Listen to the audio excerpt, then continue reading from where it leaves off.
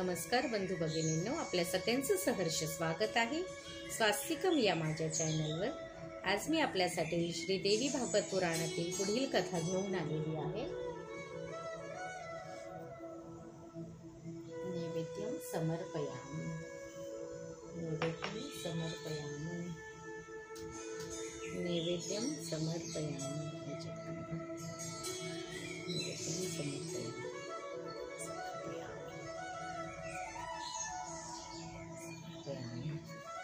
ओम नमश्च चंडिकाय।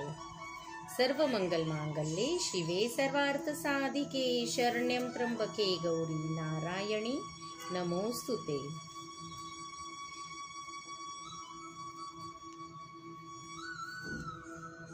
श्री गणेशाय नमः। श्री सरस्वतीभ्यो नमः। विराट स्वरूप बालक। श्री नारायण म्हणाले, हे नारदा, ते अंडाकार बालक ब्रह्मदेवाचे आयुष्यभर ब्रह्मांडाच्या जलात राहिले। नंतर त्याचेही 2 रूपात प्रकटन झाले, एक अंडाकार व दुसरे शिशुरूप। तो शिशु कोटी सूर्याप्रमाणे ज्योतिर्मान होता, परंतु मातेचे दूध न मिळाल्यावर तो भुकेने सारखा रडू लागला। त्याचे तेज मात्र श्रीकृष्णाच्या 16व्या अंशाप्रमाणे होते। राधेचा हा पुत्र संपूर्ण विश्वाचा आश्रय आहे। हाच तो महाविष्णू। त्याची रोमसंख्या जितकी असंख्य तितकीच त्याचे विश्वही अगणित। त्यांची गणती करण्याला श्रीकृष्ण सुद्धा असमर्थ आहे।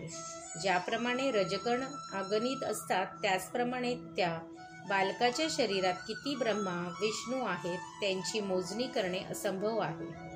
काही कालाने ते बालक भुकेने रडता रडता आपली दृष्टी चौफेर टाकू लागले। त्याला त्या सनातन ब्रह्मज्योतीचे दर्शन झाले आणि श्रीकृष्णाचे ज्ञान झाले। आपला पिता परमेश्वर समोर पाहून ते बालक प्रसन्न झाले। श्रीकृष्णाने मग त्या बालकाला ज्ञानी हो असा वर दिला। तसेच तहान भूक तुझ्यापासून दूर राहील आणि असंख्य ब्रह्मांड तुझ्या आश्रित राहील असेही सांगितले। नंतर त्यांनी त्याच्या कानात षडाक्षर मंत्र सांगितला।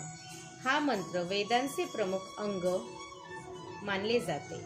श्री कृष्णाय स्वाहा असा तो मंत्र होय। बालकाच्या भोजनाची व्यवस्था पित्याने श्रीकृष्णाने अशी केली, प्रत्येक विश्वात अर्पण होणाऱ्या नैवेद्याचा 16वा अंश विष्णूला तसेच 15वा अंश या बालकाला मिळावा।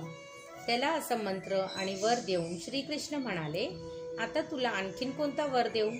विराट पुरुष बालक म्हणाले, मी आपल्या जीवनभर तुमची भक्ती करीत राहीन असा वर मला द्या।